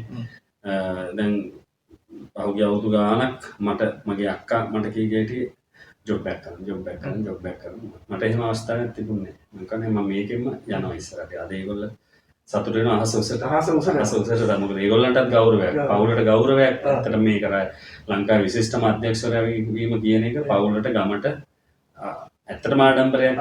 මට මේකින් පුළුවන් පොඩ්ඩක් පවුල විශ්වාස පොඩ්ඩක් කියන්න. මගේ දැන් අම්මා තාත්තා ජීවිතුන් අතර නෑ. අයියලා 4 දෙනයි අක්කයි මල්ලි තමයි මට ඉන්නේ. ලොකු පවුලක් නේ? ලොකු පවුලක්. ඒගොල්ලෝ ඉන්නේ කුරුණෑගල ප්‍රදේශයේ. මම තමයි මේ දුරින්ම ඉන්නේ කළුතර ප්‍රදේශයේ ඉන්නේ. මම මැරිකල්ලා ඉන්නේ මෙහි. ඉතින් මගේ පවුලෙත් මගේ දැන් මගේ ජීවන සහකාරිය විදියට සුරේකා ඉන්ට්‍රොක්ෂී ඉන්නවා. මගේ පුතායි දුවයි. මගේ පුතා තමයි මේකේ වීලි පොඩි කල්ුවට රංගපෑවේ. දෙව්සර. ඉතින් මගේ ඒ තුන්දෙනාත් එක්ක ජීවිතේ ගෙවාගෙන යනවා සහ ඉතින් මගේ බිරිඳගෙන් මට ලැබෙන සහයෝගය අප්‍රමාණයි. එහෙම නොවෙන්න ඉතින් නිර්මාණ බිහි වෙන්නේ නැහැ. ඕනෑම ෆැමිලි එකක මම හිතන්නේ බිරිඳ හෝ පෙම්වතිය හෝ ඒ නිර්මාණකරුවට සහයෝගය නොදුන්නොත් තේරුම් නොගත්තොත් නිර්මාණ බිහි වෙන්නේ නැහැ. නිර්මාණ කරන අනිවාර්යෙන් ඒ ගෙදරින් ප්‍රධාන සපෝට් එක හම්බ වෙන්න ඕන. හම්බ වෙන්නේ. එයාගේ මනස නිදහස්වල තියන්න පුළුවන් වුණොත් විතර වගේ හොඳ නිර්මාණයකට වෙන්නේ. හැදිනවම ෂූටින් වලට ගියාම ඇත්තටම අතේ සල්ලි නැති වුණත් මට බාධා කරන්නේ එයා. මොකක් හරි මැච් එකක් ගහගෙන එයා මෙහෙ රෝල ගෙනියනවා. දැන් මම දවස් 20 ගානක් 30 ගානක් හිටියන්නේ. සල්ලි නැති වෙන අවස්ථා තියෙනවා. ඒ වුණත් මට කෝල් කරලා එයා කියන්නේ අච්චරන්නේ මෙච්චරන්නේ අච්චරක් කරන මෙච්චරක් කරන එහෙම කියන්නේ නැහැ. මොකද එයා දන්නවා මම නිර්මාණේ එක ජීවත් වෙන කියලා සහ මම මේක කට්ටත් එයා දන්නවා. අවුල් ගන්න. ඉතින් ඒ නිසා මේ කිසිම බාධාවක් කරේ නැහැ මගේ නිර්මාණය ඇතුලේ එයා. එයා මට මේ ළඟදී කියනවා මේ මම බලාපොරොත්තු වෙච්ච ලොකුම දේ ඔයාට ඒක සම්බ වුණා. මම මෙච්චර ඉක්මනට ඒක හම්බ වෙයි කියලා හිතුවෙත් නැහැ. හැබැයි මට දැන් නිදහසේ මැරෙන්න උනත් පුළුවන් කියලා. එච්චර දැනක යත් ඒ මානසිකත්වයේ තියන් ඉඳලා තියෙනවා. ඉතින් ඒ වගේ කෙනෙක් හම්බෙන්නම ඇත්තටම පෙර පිනක් තියෙනවා. මම හිතන්නේ සහකාරියක් හම්බෙනවා කියන්නේ යම්කිසි පෙර ආත්මවල අපි කියනවා හොඳ බැඳීමක් එක්ක එනවා කියලා නේ. ඒක හොඳට ඕන අරකට. ඔව්. ඒ කියන්නේ කලාකරුවන්ගේ පවුල් වල හුඟක් අරුබුද ඇති වෙනවා.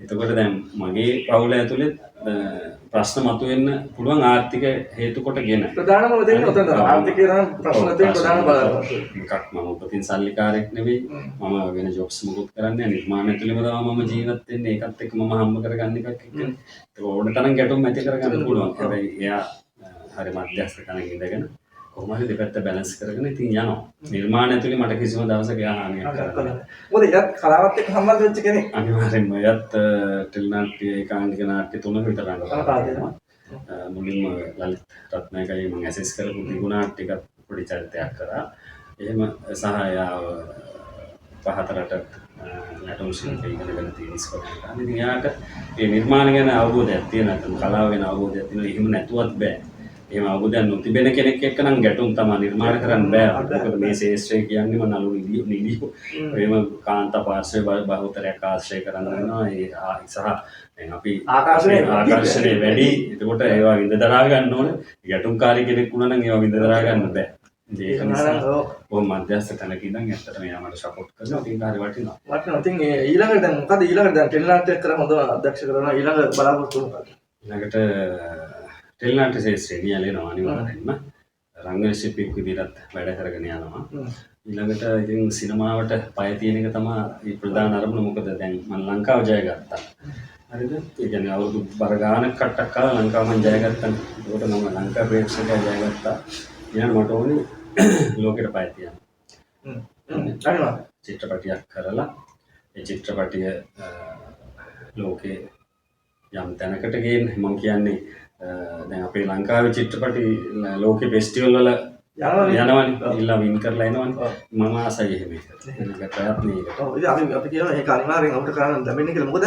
ප්‍රාර්ථනා කරන මොකද බැරි නෑ මොකද ඔහු දන්නවා මේ ආපු ඔහුට කාව කටු ඒ ගත්තු අත්දැකීම් අවිල්ලා අද මේ තත්ත්වයට ආවනම් ඒකත් ඔහුට බැරි නෑ උඩ පුළුවන් අනිවාර්යෙන් ඉතින් අපි ප්‍රාර්ථනා කරනවා අනිවාර්යෙන් ඒක එහෙම වගේ ජයග්‍රහණයකුත් අපිට ලංකාවට අරන් එන්න කියලා. ඉතින් මට ගොඩක් වෙලාවට මටත් ආඩම්බරයි මොකද අපේ ගමේ මගේ යාළුවෙක් කියලා මම කියන්න පුළුවන් ඇත්තටම අපේ අධ්‍යක්ෂවරයා අපේ ගාලේ යාළුවෙක් කියලා මම අනිවාර්යෙන් කියන පොඩි ආඩම්බරයක් මට තියෙනවා. අනිවාර්යෙන් අපි යාළුවනේ ඉතින්.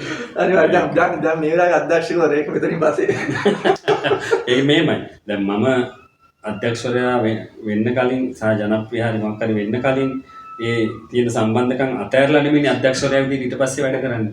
මගේ ඒ කියන්නේ මට මාත් එක්ක ජීවත් වෙච්ච මාත් එක්ක හිටපු මේ මිත්‍රයෝ නෑ ඒගොල්ලත් එක්ක මම ජීවත් වෙනවා. දැන් මම එදා අර උස්ගමේ උත්සවෙත් මම කිව්වේ ඒක. සාමාන්‍ය පුද්ගලෙක්. නිර්මාණය ඇතුලේ මම අධ්‍යක්ෂවරයා නිහතමානී ආඩම්බරයක් තියෙනවා. හැබැයි දැන් මට වටිනාකමක් හැදිලා තියෙනවා. ඒකත් ආරක්ෂා කරගෙන මම නිකන් බොරුවට පින් දිලා ඉලිපිලා එහෙම ජීවත් වෙන්නේ නැහැ. හැබැයි ඔව් දැන් අර ඒක දැන් ගොඩක් කට්ටියට තේරෙන්නේ නැත්නම් තමයි උතන. ඒ කියන්නේ යම්කිසි කාම පස්සේ සමාජයේත් එක්ක ඉස්සර ආශ්‍රය කරපු කට්ටිය ආශ්‍රය කරන්නේ නැහැ. එතකොට යා වෙනම පරිසරයකට තමයි ජීවත් වෙන්නේ. හැබැයි අර ඔවුන්ටත් එක්ක අර එදා හිටපු සෙට් එක තමයි ඒ හිතවත්කම මම හිතන්නේ පහු කාලේ වට කවුරු හම්බුනත් හම්බ වෙයි කියලා. අනිවාර්යෙන්ම. ඉතින් යා ඒ මොනවා හරි අපිට ජීවිතේ මුල ඉඳන්ම හිටපු මිනිස්සු ඉන්නවා. ඒ කියන්නේ ඒගොල්ලෝ හොඳ නරක දුක්ඛ සැප අපේ නැති හැමදේම දන්න කට්ටියක් ඉන්නවා. ඔය ASCII හොඳ පෙන්නන්න නරක කරන අයත් ඉන්නවා. පිටට පිහින් අනින අයත් ඉන්නවා. කකුල් දෙකෙන් අදින අයත් ඉන්නවා. හැබැයි අපි සාමාන්‍ය විදිහට ඒගොල්ලන්ත් එක්ක ජීවත් වෙන්න ඕනේ. මම සම්මානනීය වුණා ලංකාවේ විශිෂ්ටම අධ්‍යක්ෂවරයා වුණා කියලා මම යාම දැන් අපු මුන් ඉන්න හරියන්නේ මම දැන් වෙන පිටසක් ඔයා එහෙම වෙන්නේ. එහෙම වුණොත් ඉවරයි. වැටෙන තරඟ අතර බිමට වැටුණා වදිනේ මොකද බොහොම ඉවසීමෙන් ආපු ගමනක් නෙමෙයි. ඒතර ඒ ඉවසීම ඇතුලේ මේ බැඳිච්ච මිනිස්සු ටිකක් ඉන්නවා ජීවිතේ. මේ පරිසරයේ බද්ධ වෙලා තියෙනවා. ඒතර මේ දේවල් අමතක කරලා මෙතනින් එහාට ගමන යන්න බෑ. මම ගොඩක් වෙලාවට මාත් විශ්වාස කරන දෙයක් තමයි ඔබ දුගී දුප්පත් මිනිස්සුත් එක්ක ගෞරවයක් ලබන්න නම් ඔබ ඉහළ පැලැන්ති එක්කනගේ ගෞරව ලබන්න. අපි ඒ කියන්නේ මම විශ්වාස කරන්නේ ඒක ඇඳුම බැලුමට මුගේ වාහනේට නෙමෙයි. ඒ කියන්නේ මට ගෞරව කරන්න ඒක තමයි හදාගන්න. ඒක තමයි හදාගන්න අමාරුම. ඒක ගොඩනගාගෙන ඒක ඇත්තටම මේක ගොඩනගා ගන්න අමාරුයි. හැබැයි ඒක ගොඩනගා ගත්තට පස්සේ ඒක විනාශ කරගන්නත් හොඳ නැහැ. කොතනට ගියා. දැන් මම ලංකාවේ විශිෂ්ටම අධ්‍යක්ෂවරයා ඊළඟට මම චිත්‍රපට ශාස්ත්‍රයේ තුන්ම අධ්‍යක්ෂවරයා වුණා කියන්නේ. ඒකට මම මේ ඊට මෙහා ඉන්න මිනිස්සු ටික අමතක කරලා මම ගමන යන්නේ මට කවදාවත් සිනමාවට පයිත් යන්න හම්බෙන්නේ නැහැ. ඒ විශ්වාසය අපිට තියෙන්න ඕනේ. මිනිස්සු එක ජීවත් වෙනවා. සාමාන්‍ය ජනතාවත් එකයි, ප්‍රභූ පැලැන්තියත් එකයි ඔක්කොම එකයි. ඒ තැන් වලට ගිහිල්ලා අපි හැසිරෙන විදිය තමයි වැදගත් වෙන්නේ. මම ගමේ සාමාන්‍ය විදියට ෂෝට ගහලා එහෙම ඉන්න තැන මට ප්‍රභූ පැලැන්තිය ගිහිල්ලා ඉන්න බෑ. එතන ඇඳුම පැළඳුම වෙනස් වෙනවා. හැසිරීම ස්වභාවය වෙනස් වෙනවා. හැබැයි හදවත එකයි. හදවත එකයි. ඔය ඒක තමයි දැන් ගොඩක් දෙනෙකුට උතන්ට ඉන්න හරි බෑ. ඉන්නේ ඒ කියන්නේ අර ඒ කියන්නේ එතනට එන්න පොඩි ගට් එකක් තියෙනවා. ඒ හොඳ තමන් පිළිබඳව පෞරුෂත්වයක් තිබුණොත් විතරයි ඔය කියන දේ කරන්න පුළුවන්. එහෙම නැත්නම් ඔය දේ කරන්න බෑ. ඒ කියන්නේ ඇත්තටම මේ ගොඩක් දෙනෙකුට නැති උතාම වටිනා දෙයක් තමයි. හැබැයි මම හිතනවා ඔබගේ ජීවිත කාලය ඉදිරියටත් ඒ විදිහටම ඒක පවත්වාගෙන යන්න ඔබට හැකි වෙන්න කියලා ප්‍රාර්ථනා කරනවා. අනිවාර්යෙන් පවත්වාගෙන යන්න. ඉතින් ඒ වගේම අපි ඔබට අපේ ගමෙන් ඔබට උපහාරයක් හමු වුණා වෙලාවක. ඔව්. ඇත්තටම මේකට විශේෂයෙන්ම ස්තුතිවන්ත වෙන්න මම ඊයේත් මම අර ඊයේ ඉන්ටර්වියු එකේදී මතක් කරා දැන් දවස් 3කට විතර කලින් ඉරිදා ශනිදාය භවන්න එකේදීත් මම මතක් කරා මට ගමෙන් මෙහෙම උපහාරයක් හම්බුණා. මම ඒගොල්ලන්ට ස්තුතිවන්ත වෙනවා කියලා. මේ පන්සලේ අපේ සෝමාලෝක නායක ස්වාමීන් වහන්සේ සඳහන් විහාරේ සහ සනස සභාපති සමන්නయ్య ඔය ඒ පිරිස සහ ඇත්තටම ඔයත් ඒකට සහභාගී වුණා. විශේෂයෙන් මට තිබුණේ නම මොනිටර් වෙලාවක එදා ඒක සංවිධානය කරපු සහ එතෙන්ට සහභාගී වෙච්ච සියලුම දෙනා මේ වෙලාවේ මම හරියට මතක් කරලා ස්තුතිවන්ත වෙනවා. මොකද මට කවදාවත් එහෙම එකක් හම්බ වෙලා නැහැ. මොකද මම නළුවා වුණා කියලා මම ටෙල්නාන්ත සහාය අධ්‍යක්ෂකවරයා වුණා කියලා මට මේ වෙස් නැට්ටුව ගෙනල්ලා බෙර ගහලා එහෙම මම පිළි අරගෙන නැහැ. එතකොට මිනිස්සෙක්ට නිර්මාණකරුවෙකුට හෝ යම් තලයක ඉන්න ගමක ජීවත් වෙන මිනිස්සෙක් තැනකට එන්න ඕනේ. විශිෂ්ට තැනකට එන්න ඕනේ. එහෙම බාරයක් ලබන්න. මට ඒ අවස්ථාව හම්බ වුණා. ඒකට මට ගමේ අයට උද සත්කාර අවශ්‍ය දේ මට ඒ ගෞරවය ලබා දුන්නා. ඉතින් හරිම ඇත්තට මට එදා මගේ ඇස් වලට කඳුළුත් ආවා. එදා මම කතා කරද්දී නමුත් ඒක දරාගෙන තමයි මම කතා කරේ. මේ ඒක ලොකු අවස්ථාවක්. කෙනෙක්ට ලේසියෙන් ගන්න බැරි අවස්ථාවක්. ඒ ඇත්තටම ගන්න බෑ තමයි. ඉතින් ඒ කියන්නේ ඔබ ගත්ත සම්මානය ලේසි පාසු එකක් නෙවෙයිනේ. ඒක අපේ ගමට ආඩම්බරයක් මටත් ආඩම්බරයක් මගේ යාළුවෙක් කියලා මම කියන්න පුළුවන්. ඒක ඔබට ආඩම්බරයක්. ඒක වගේ ළමයින්ට පවුලට නේ ඒ සියලුම දෙනාට මේ ලොකු ගෞරවයක්. අද මේ අවස්ථාව ඉතින් විශේෂයෙන් කියන්න ඕනේ. ඔහු මගේ මිත්‍රයෙක්. මම ඔහුගේ ඊයේ ටෙලිග්‍රෑම් එක බලද්දි මම හැම කොටසම එකේ ඉඳන්ම බලපු කෙනෙක්. ඉතින් මම වුණා හරි යම්සි දෙයක් දැක්කත් මම කෝල් කරලා කියන සමහර කාට කීප දාවල් තියෙනවා මේ ඔබට මතක් කරනවා. ඉතින් අපි සාකච්ඡා කරලා තියෙනවා. අපි එහෙම ඉතින් ඒ වගේ හරි නිහතමානී චරිතයක්. ඒ නිහතමානී කර්ම චරිතයත් එකහම් තමයි ඇත්තටම අපි මේ දැනට අවුරුදු ගානකින් අපි බැඳීම තියෙනවා. ඉතින් ඒක මං අඳුරන මගේ හිතවතෙක්ට මෙහෙම සම්මානයක් ලැබීම ගැන මට තියෙන ලොකු ආඩම්බරයක් තියෙනවා. ඉතින් අද දවසේ ගැන ඔබට මොකද හිතෙන්නේ? ඉතින් මේ ආපු ගමන ගැන අද ඔයාට තව මොනවා හරි කියන්න තියෙනවද? මගෙන් අහගන්න මගෙන් ප්‍රශ්නයක් වෙච්ච අහගන්න ආවේ නැති ඔබට මොනවා හරි කියන්න දේවල් තියෙනවද? ඔව් ශාන් සමස්තයක් විදිහට දැන් මේ වියලි නිර්මාණය මෙතෙන්ට ගෙන දායක වෙච්ච පිරිසක් ඉන්නවානේ. මගේ නිෂ්පාදකවරින් දීපා චාරකරන් සූර්ය එතකොට මගේ කණ්ඩායම විශේෂයෙන් ටෙක්නිකල් ක්‍රූ එක දර්ශන අයියා, දර්ශන රුවන් අයියා, චන්දන ජයසිංහ අයියා, මංජු ගායකම ශාලිත, ඊළඟට ඉන්දික ජයවර්ධන, චමින්ද උඩවෙල මගේ සහාය අධ්‍යක්ෂවරයා මට මේකෙදි හෙවණැල්ල වගේ මේ දෙවෙනි ෂෙඩියුල් එකේ මගේ හෙවණැල්ල ඇත්තටම චමින්ද උඩවෙල කියන්නේ චමින්ද සහෝදරයා, ඊළඟට දොන්නුපුල් මගේ ප්‍රොඩක්ෂන් මැනේජර් සහ තේයදපු මල්ලි ඔය යුනිට් එකේ හැමෝම මේකට සහයෝගය දීපු ජයරත්න අයියා, රංජි අයියා ඔය හැමෝම තාම ආදරෙන් මතක් කරනවා. මොකද ඒගොල්ලෝ මට දීපු අනුගමනයේ සහයෝගය තමයි අර සම්මානයේ බරට එකතු වෙන දේවල් ඔය. අර රයිගම් බෙස්ට් ඩිරෙක්ටර්ගේ සම්මානයට එකතු වෙන කෑලි ටික ඔය. ඒ දීපු සහයෝගය හැම අංශයකින්ම මට දීපු සහයෝගය සහ විශේෂයෙන් තිස්ස මහරාම ගම්වාසී ලොකු සහයෝගයක් දුන්නා. තාම ඉහළ සහයෝගයක් දුන්නා. ඒගොල්ලෝ ආදරෙන් මතක් කරනවා. ඊළඟට මේ ඇත්තටම මට මාව මෙතෙන්ට ඔසවා තබන්න දායක වෙච්ච මගේ මුල් කාලේ ඉඳන් මට ජීවය දුන්න මට නිර්මාණය ගැන උගන්වපු ඒ සියලු දෙනාම ගුරුවරු සියලු දෙනාම ආදරෙන් මතක් කරනවා. පවුලේ අය මගේ බිරිඳ දරුවෝ දෙන ඒ හැමෝම ආදරෙන් මතක් කරනවා. විශේෂයෙන්ම දැන් මම පදිංචිලා ඉන්න පිළිවෙල කැටිය ගම්වාසීන් මට ලොකු පිළිගැනීමක් සිද්ධ කරා ඒක. ඉතින් ඒ සියලු දෙනාටම මේ වෙලාවේ ආදරේ කියලා කියනවා. මේ සහ විශේෂයෙන්ම වියලි නරඹු ප්‍රේක්ෂකයෝ ලෝකේ පුරා රටවල් වල ඉන්න සිංහල ප්‍රේක්ෂකයෝ වියලි නරඹුවා. ලක්ෂ දහස් සංඛ්‍යාත සාමී මට කමෙන්ට්ස් ඒගොල්ලෝ දාලා තියෙන මේ හැම කෙනාටම මම වෙනුවෙන් ඉදිරිපත් වෙච්ච සියලු දෙනාටම මම වෙනුවෙන් විචාර ලියපුවා ඉන්නවා වෙනුවෙන්. ඉතින් මේ හැම දෙනාටම මේ වෙලාවේ ස්තුතිවන්ත වෙනවා. ඉදිරියටත් ඉතින් හොඳ නිර්මාණයකින් ප්‍රේක්ෂකයාට ලං වෙන්න තමයි ඊළඟ බලාපොරොත්තු. සහ විශේෂයෙන්ම අද දවසේ ඔයා මට මේකට කතා කරපු එක ගැන ඇත්තටම මට හරි සතුටුයි. මට හරි ආඩම්බරයි. මගේ මිත්‍රයා කතා කරා. ඉතින් මම අදිමදි නොකර මං හා කිව්වා. මොකද මගේ මිත්‍රයා ශාන් අවුරුදු දැන් 10ක 12ක විතර ඉඳන් මිත්‍රෙක් මේ ගමට ඇවිල්ලා අවුරුදු 14ක්. නමුත් අපි අවුරුදු 12ක් විතර මිත්‍රශීලීව කටයුතු කරනවා. ඉතින් මේ මිත්‍රයෙකුට බෑ කියන්න බෑනේ. හොඳ මිත්‍රයෙකුට ඉතින් ඒ නිසා මම අද මේ වැඩේට ආවා. හරි සතුටුයි. ඇත්තටම අපි දෙන්න හොඳ සාකච්ඡාවක් කරන්න. ඔව් ඒකත් එහෙම මේ දැන් මම ඔහුට කතා කරාම පළවෙනි මම ඇහුවා මෙහෙම මම ඇත්තටම මේ දැන් මගේ channel එකට වැඩිය ගොඩක් හොඳ channels තියෙනවා. දැන් ඔහු මගේ හිතවත් එක්කන්ද මම නිතරම හිතුවේ එක දෙයක් තමයි ඔහු මේ වෙලාවේ ඉන්න ඕනේ පීක් එකේ ඉන්න හන්ද එයා මේ වෙලාවේ යන්න ඕනේ ඉහළම channel වල තමයි ඉන්න ඕනේ. මොකද ඔහු මම බැලුවා ඔහු නිතරම උඩින්ම ඉන්න ඕනේ කියන එක. මම කොහොමද කැමති නම් විතරක් එන්න එහෙම කියලා. ඊට පස්සේ මට මුකුත්ම කිව්වේ නෑ අනිවාර්යෙන් අපි කරමු. කවදාද ඔයාලට කරන්න පුළුවන් කියලා මගෙන් ඇහුවා. ඉතින් ඒ වගේ නිහතමානී චරිතයක්. මොකද දැන් ගොඩක් කට්ටියට මේ වගේ සම්මානයක් හම්බුනාම තමන් හිතන පතන විදිහ එක පාට වෙනස් කරගන්න. නමුත් ඔහු එදා වගේම අදත් එක වචනෙන් මගේ එක්ක සම්බන්ධයි. ඒ වගේම කියනවා ඉස්සර මම අඳුරන කාලේ මුල්ම කාලේ ගමේ අපි දෙන්න හම්බ වෙනවා. නමුත් අපි දෙන්න කතා කරන්නේ නැහැ. කතා කරන්නේ නැතුව තමයි එයාත් මාව දිහා බලනවත් එහෙම. මොකද මම හිතුවා මෙයා ටිකක් 아무තු චරිතයක් වෙන්නේ නැති කියලා. මමත් ඉතින් එහෙම තමයි හිටියේ. පහු කාලේ ඉන්නව තමයි අපි දෙන්න මේ කතා කරන්න හම් ගන්න. ඊට පස්සේ තමයි අනේ මෙයා මේ වගේ චරිතයන්නේ කියලා එක අඳුරගෙන ඒ අවුරුදු ගානක් ඉතින් අපි ආරම්භයේ එහෙම තමයි වුනේ. ඉතින් ඔන්නෝම තමයි දවසේ අපිත් එක ලස්සනට ගෙවලා ගියා හිතවලත් එක. ඉතින් ඔව් මේ වෙලාවේ අධ්‍යක්ෂවරයෙක් ඉතින් පහුණා මෙතනින් අයින් වුණාම අපි මිත්‍රයෝ. ඉතින් මම හිතනවා ඔයාලට යම්සිරි හොඳ වැඩසටහනක් මට ගේන්න පුළුවන් වුණා කියලා. මොහුගේ සමහරක් මගේ හිතවත්කමත් උඩ සමහර ප්‍රශ්න මට අහන්න පුළුවන් වුණා කියලා මම හිතනවා.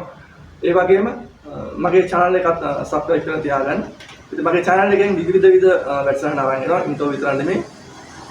ජීවිතේ ඔයගලන්ට වැදගත් වෙන වීඩියෝ එකක් තමයි මගේ ගොඩක් වෙලාවට මගේ channel එක කරා මම අරගෙන ඉන්නේ. ඉතින් මගෙත් එක්ක නිතරම සම්බන්ධ වෙලා ඉන්න. තවත් ලස්සන හොඳ වැඩසටහනකින් ඉහළ එනතුරු ඔයගලන්ට ජය වේවා.